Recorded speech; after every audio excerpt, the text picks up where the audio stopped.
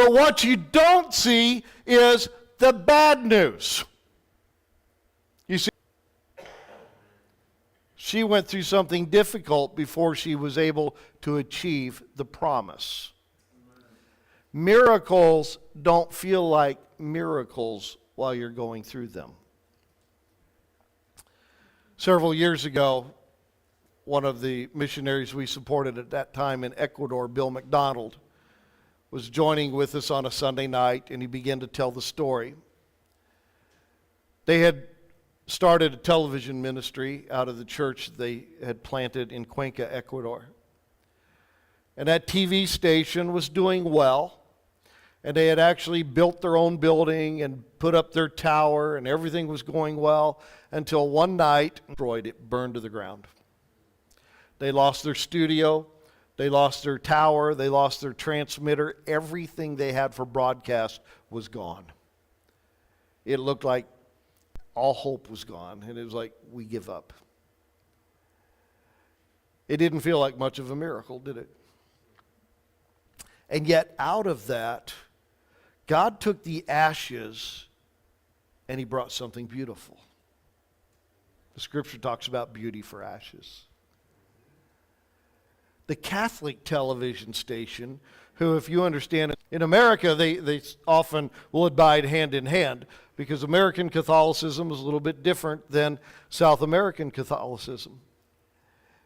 But instead, the Catholic Church in Ecuador said, we love what you guys are doing. We're willing to share our studio and share our transmitter in order to let you continue your broadcast.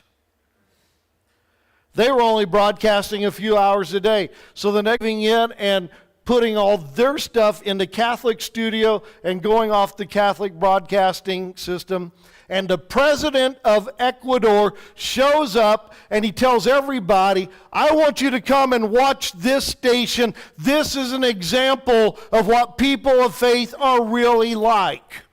So they went from an obscure one bound. So there is bad news, but here's the good news. No matter what you're going through, the gospel comes to set you free. You feel like everything's just piled on you and nobody likes me, everybody hates me, I want to go eat worms and die, like they used to say as kids. Here's the good news. In the midst of everything bad happening, that's the opportunity God needs to pour his Spirit out and to bring the gospel, which is good news. So no matter what you face, the good news is here for you today. Here's how I want to wrap up today. Music team, you can come on up.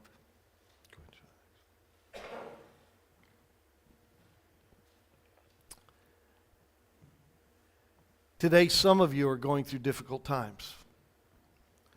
I don't even know if we're online anymore. I know we've had to reset it several times, and I think we've lost our online audience today.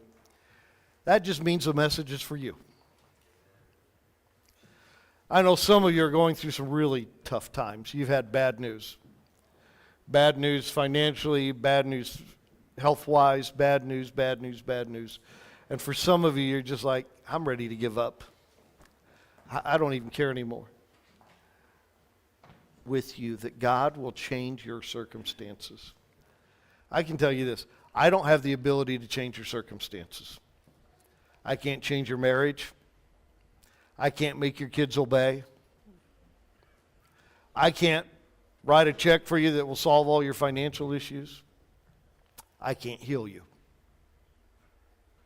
But God can. And Jesus said, I've come to give you the good news. And today, I want to let you respond to the good news. You say, Lord, I need some good news. I've had bad news, bad news, bad news. I need some good news today. It may not feel like you've had good news, but Jesus said, I've got good news for you.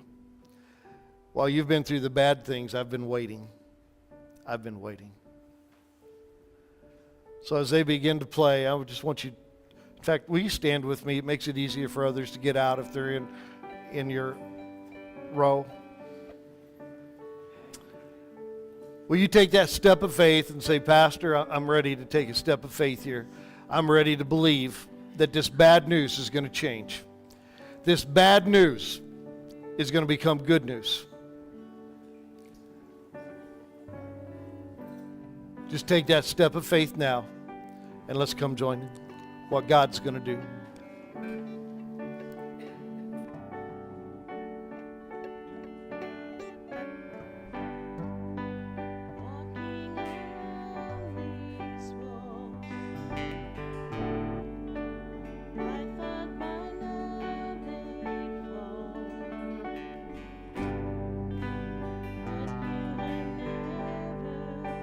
Some of you others would like to come and join them in prayer. I invite you to come and stand behind them, join with them.